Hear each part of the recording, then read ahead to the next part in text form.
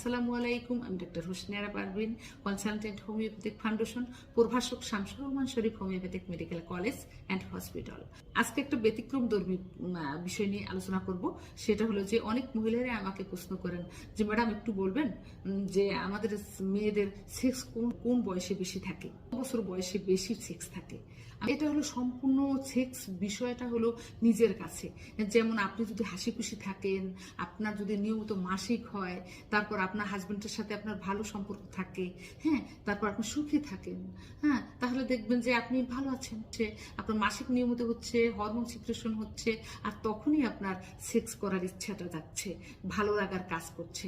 আপনি যখন অসুখী থাকবেন, আপনার হাজবেন্ড দিয়ে, ফ্যামিলি দিয়ে, ছেলে মেয়ে দিয়ে, সবাইকে দিয়ে আপনি অশান্তিতে আছেন, ভালো নেই আপনি, তখন আপনার হরমোন সিক্রেশন কম হবে, তখন আপনার সেক্স করতে ইচ্ছে করবে না বা সেক্স থাকবে না।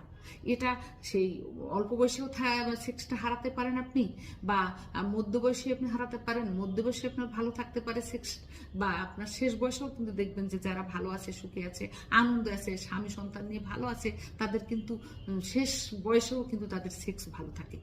হ্যাঁ, তখন তখন কিন্তু অনেকের আছে যে অনেকে মনে করে যে আমার মেনোপজ হয়ে গেছে, আমার সেক্স নেই। এটা আসলে ভুল কথা।